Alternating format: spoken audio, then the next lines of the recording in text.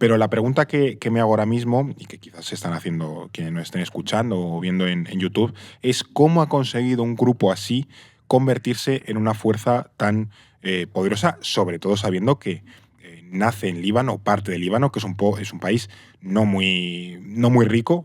Tenía sus momentos de esplendor, pero lleva bastante tiempo en franca decadencia, es muy pequeño, tampoco tiene mucha población. Es decir, ¿cómo sale alguien tan poderoso de un sitio tan poco poderoso? Pues hay yo diría que hay dos factores clave. Primero, la relación con Irán. Hezbollah surge inspirada y apoyada por la República Islámica de Irán. Y el otro es el rechazo a Israel y Occidente. Y es que Hezbollah nace con el claro objetivo de luchar contra Israel, la destrucción del Estado de Israel, que de hecho ni lo reconocen, de Israel, el enemigo sionista, por así decirlo. Pero para entender esto, primero hay que dar un poco de contexto, ¿vale?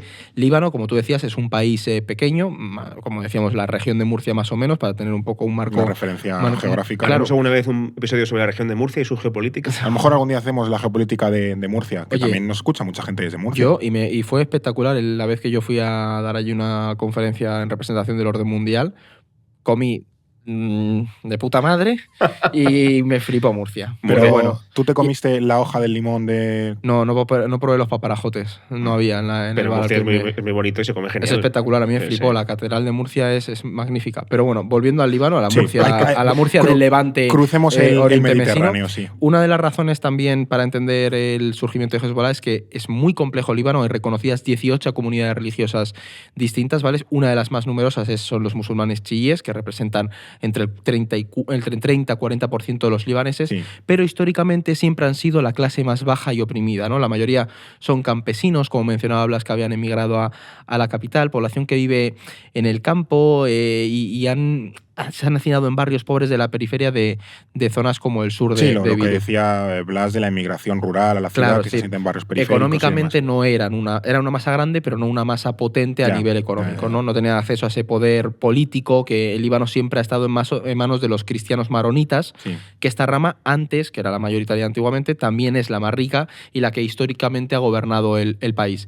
Pero claro, esto no podía ser siempre así, ¿no? Porque antes, tarde o temprano, tenía que surgir un movimiento que capitalizara todo ese hartazgo y esos deseos de los chiíes de reclamar sus derechos, ¿sabes? Claro, y que quiere equilibrar un poco la balanza política, que en Líbano siempre ha sido como muy difícil de equilibrar. Eso es. Y en este contexto es cuando surge, en el año 1974, lo que se llamó el Movimiento de los Desposeídos, que el nombre ya te dice un poco de qué va el rollo. Sí. Lo funda un tal Musa al-Sard. Menciono este nombre porque es crucial. Este señor proviene de una importantísima familia de Oriente Próximo, que básicamente descienden del séptimo imán de los chiíes, o sea, vienen de todo el pedigrí, digamos, de la religión en la región, y también descienden a través de ese imán chií del mismo profeta Mahoma, o sea, es que tienen totalmente la conexión. Esta historia, disclaimer, la contamos en el Leo me explica de los suníes y los chiíes. Es verdad. De toda la historia del cisma del Islam, de dónde surgen los suníes, de dónde surgen los chiíes, y si tienes curiosidad, luego póntelo y así te queda más claro. La cosa es que esta familia de Al-Sard es, como digo, muy relevante a nivel regional incluso. Han dado, por ejemplo, a un primer ministro en Irak en los años 40. El actual líder de una de las facciones más importantes en este país, en Irak, también es pariente de este tío que fundó la facción en Líbano. Es decir, es gente muy influyente en toda la región.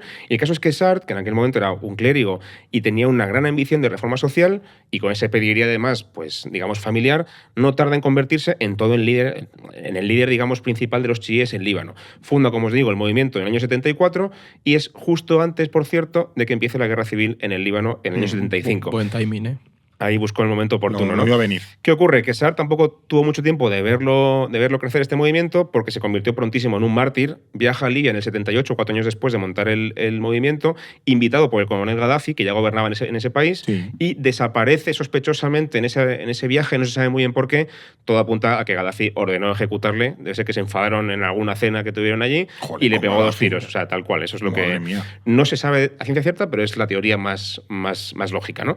Una cena más cara. ¿Ya? Fíjate, vas a invitado y te pegan... Qué anfitrión. El caso en el desierto. El caso es que se convierte en un icono para los chiíes en Líbano y también en toda la región, y de hecho puedes ver su foto, antes que decíamos, ¿no? Fotos de Khomeini. Sí. También ves fotos de este señor en todas partes. Las llevan en las manifestaciones, ¿eh? Sí, ya. O por las carreteras, vas por la carretera y en la mediana hay fotos de este tío, ¿no? Por ejemplo. Y de hecho, ¿os acordáis que antes mencionaba 2 avenidas que cruzan Beirut de norte a sur? La avenida Assad y la avenida Khomeini. Bueno, pues la avenida que cruza perpendicularmente a esta se llama Musa al-Sadr. O sea, de nuevo, el qué simbolismo significativo, iba a decir, otra los vez. une. Claro, el caso es que sea como sea, cuando Saad ya ha muerto, para entonces ya ha estallado la guerra civil en Líbano, que va a ser realmente lo que dé el empujón principal a este movimiento de los chiíes en el país. Este momento tenía que llegar, digo el de la guerra civil de Líbano, porque al El final, meloncito. Sí, es una de las cosas fundamentales en muchas situaciones históricas de Oriente Próximo. También la guerra civil de Líbano sale en la segunda parte del episodio que le dedicamos al conflicto árabe-israelí, o sea que hay muchos temas que se cruzan. Pero ¿qué pasa en la guerra de Líbano?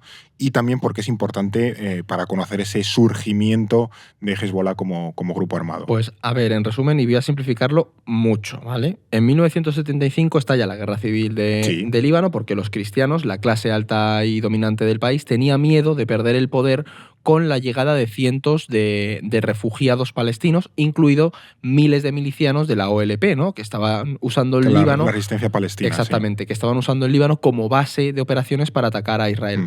Así que estalla la guerra. Primero es una guerra civil, que es complicadísima, con muchas facciones, que cambian de bando todo el rato, sí, ¿no? Y constantemente. Las alianzas, sí. Hoy no toca extendernos en esto, que podríamos hacer otro capi. Cuando hagamos el de la historia del Líbano, ahí lo contamos. El caso es que en el 82 Israel aprovecha todo este lío para invadir Líbano y echar de allí al OLP, que esto lo contasteis en el capítulo. Lo consigue tras una campaña de sangre y fuego, y sobre eso, pues que se me vayan a leerlo tranquilamente, o sea, a escuchar el capítulo, que profundizáis ahí. El caso es que cuando Israel consigue echar a los milicianos palestinos, ¿qué otra facción de musulmanes oprimidos, pobres, puede coger el testigo de la resistencia para seguir luchando contra Israel y sus aliados?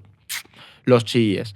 Ahí Hezbollah surge y pronto se convierte en la principal facción chií y anti-israelí del país, del Líbano. Y luego, claro, entiendo que Hezbollah no es la única facción de los chiíes, es decir, al final tú has dicho que son entre un 30-40% de la población, Sí. Entonces tendrán una representación política más o menos variada. Hezbollah no será una especie de monopolio del chiismo libanés, sino entiendo que habrá otros grupos que a lo mejor no se llevan bien con Hezbollah. Sí, está muy bien que saques esto, Fer, porque hay un grupo importantísimo que además es previo a Hezbollah, y entonces hablar de él nos ayuda mucho a entender la cronología y de dónde venimos, ¿no? Claro. Que es Amal. Amal es el primer partido que surge de ese movimiento que crea Musa al-Sadr, que antes mencionábamos, y durante unos años lideró a los chiíes en la guerra civil y en la lucha contra Israel.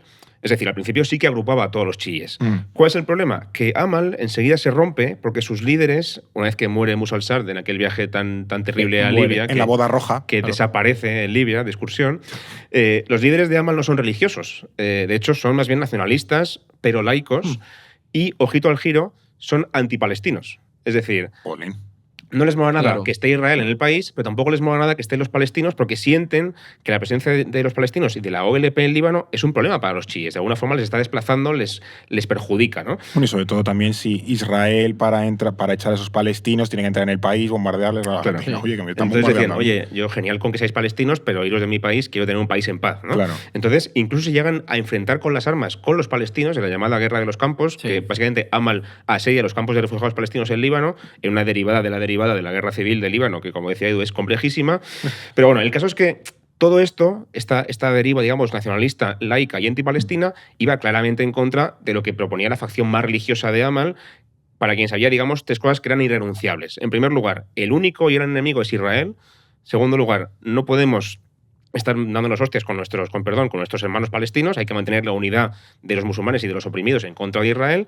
Y el tercer punto, el objetivo final siempre va a ser establecer un Estado religioso, teocrático, islamista, ¿no? Y los de Amal eran laicos en ese sentido. Sí, que ¿no? al final, a lo mejor esa diferencia era un poco matiz y es como, oye, chavales, vamos a centrarnos, vamos a derrotar a Israel y luego ya resolvemos. Me recuerda un poco la OLP Hamas, ¿sabes? Amal, claro, Hezbollah, es un poco lo mismo. Esa idea. La cosa es que empiezan siendo compañeros de armas, hermanos, digamos, están en el mismo partido, pero en ese momento la diferencia es tan evidente, es tan grande, a pesar de lo que dice Fer, que es una cosa, parece un matiz, pero cada vez es más grave, que la facción crítica religiosa dentro de Amal abandona a Amal en el año 82 y funda Hezbollah. Y aquí es donde ya hemos llegado al punto al que queríamos llegar, ¿no? Claro. Uno de ellos, por cierto, era Hassan Nasrallah, que es el actual líder de Hezbollah, que tenía entonces solamente 22 años, ojo, pero ya era una figura muy importante en ascenso en el partido. Y, por cierto, también otra cosa interesante es que Amal sigue existiendo. Es un partido político que también funciona en el contexto libanés, pero es un partido político mucho menos importante que Hezbollah y, de hecho, en general, ya no se opone a ellos, prácticamente votan con Hezbollah en todo lo que Hezbollah propone.